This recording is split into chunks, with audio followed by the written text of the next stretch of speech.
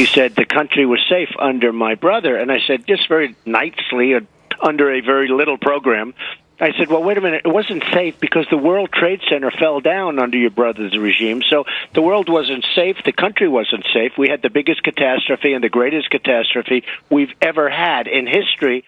What's more, we found a passage of Trump's book, published back in the year 2000, warning of such an attack. Donald Trump writes, and I quote, I am convinced that we are in danger of the sort of terror attack that will make the bombing of the Trade Center look like kids playing with firecrackers. Wow. All right. So will Donald Trump wind up looking better on foreign policy than anyone else? We have breaking analysis on the GOP race with Fox News contributor Meghan McCain here today in-house, best-selling author Gina Loudon, and liberal talk show host Sean Pittman. Good to have all you guys here. Gina, I'm going to start with you. This is a poll that was taken over the weekend as the country was in full swing, talking about some of his comments that Donald Trump made about 9/11, blaming George W. for it. And yet here he is coming out, moving higher and higher in this poll. People liking him all the more in the face of these comments?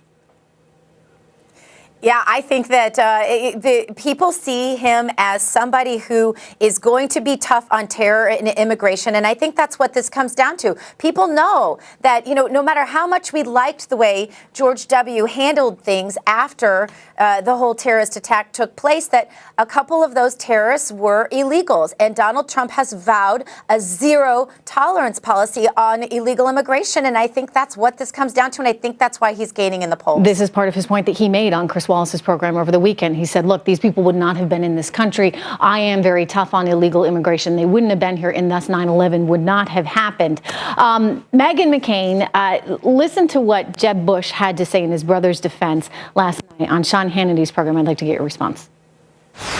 His view of history is just wrong.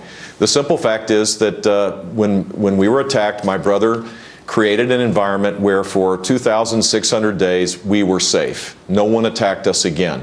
And he changed the laws, he did everything necessary, he united the country, and he kept us safe. And just a tip of the hat to that, and moving on to what the threats are today is what we ought to be focused on. Donald Trump is not a serious candidate as it relates to foreign policy.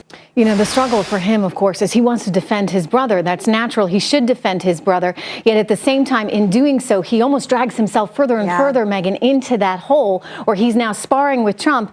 And I don't know how he comes out ahead here. I don't agree with Donald Trump, but I think this is brilliant politics on his part. What he's doing is he's reminding the American people that Jeb Bush would be a third-generation Bush in office. He's reminding people of the controversial presidency that George W. Bush's legacy was. I personally am a fan of George W. Bush. I think he kept America safe. I think he made tough choices in leadership in hard times, and the exact opposite of what President Obama has done during this legacy of completely failed, feckless foreign policy in every conceivable way. My focus right now, I'm a Politico. I do this for a living every single day. I want to know what Donald Trump's plan is, policy specific going forward. Okay, tell me exactly how, other than this immigration plan, which would take time to implement, it would take time to pass through Congress. How exactly would you have kept us safe other than that? And I understand it's easy to talk in these big platitudes and I'm going to keep America safe. I'm going to make it great.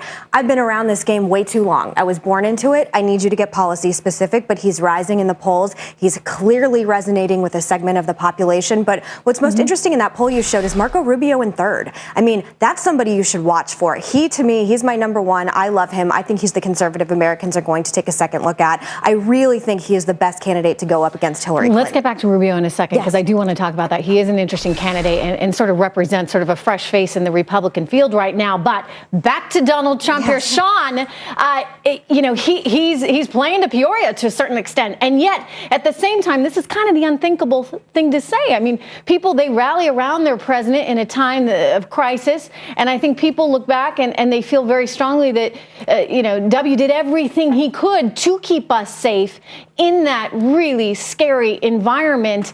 And yet all of a sudden, Donald Trump coming out swinging again, and people respond, they like it. What's going on? Well, I still think, and I differ with Meghan a little bit, I still think that people are voting for his celebrity. I think his celebrity is still what's happening here. I mean, the one thing that hasn't happened here is a real talk about policies. And I don't think you can look at where we are today impose and say that people are judging these candidates based on policy. They're judging them on likability and entertainment. And unfortunately for my friend Jeb Bush, we all know, some of you know I'm in Florida, he's not entertaining and nobody's listening to his policies. Now, I agree with Meghan that Donald Trump is doing brilliant politics in that he is touching buttons and making you respond. He's done that the entire time that he's been running, and that's working. How much do you think it's premeditated? I've asked this question before. You know, Sean, shouldn't you right? I mean, how much do you think he's really thinking through all this, or does it just kind of happen and he's shooting from the hip and he says these things, and what do you know, they resonate? And how much might actually be somewhat planned out? I think it's a little bit of both. I mean, he's got some folks on staff that are saying to him what are great things to say, but he's been off the cuff from the very beginning, and I'll tell you, he will continue this. What I believe, though, is that when this race gets to the point where people are listening to policies and wanting to know where you are on certain issues, I think that's when we see his numbers start to change. You know, Meghan, until then, everybody's there on celebrity, and that's. Well, people so I said differ with Meghan a little bit. I actually don't think it's just celebrity, just to disagree with you, because I think he is living out a lot of fantasies of a lot of people just saying exactly what you think all the time, not caring if it's politically correct or not.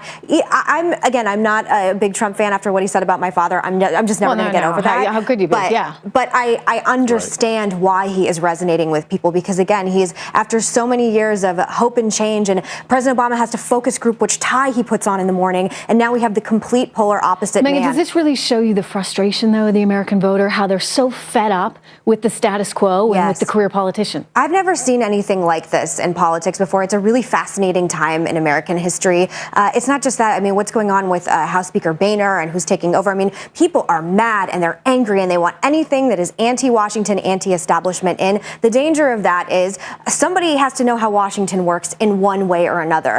Again, I mean, that's a valid point, and I would point this out. I mean, Gina, you think about a CEO like Donald Trump. He runs his own company. He gets to call all his own shots. He doesn't have to even answer to shareholders.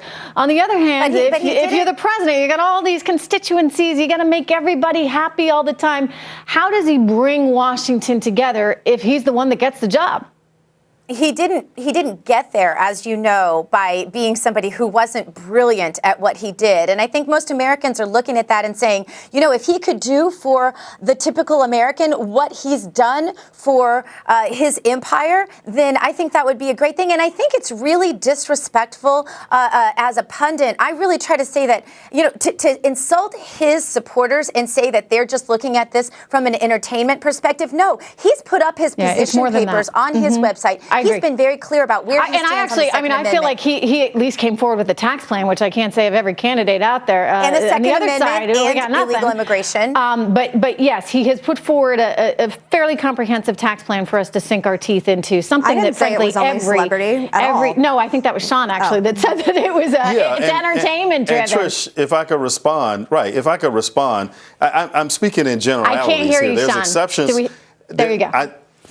I'm speaking in generalities here. I mean, there's exceptions to every rule. And I'm more speaking about the electorate. I'm not really speaking about Donald Trump. Yeah. There is the truth of the electorate here is there's a point at which average people get engaged. Right now, we're engaged. You know what? Those of us who follow politics, the one thing you got to say about votes. Donald Trump is he is getting your average person engaged.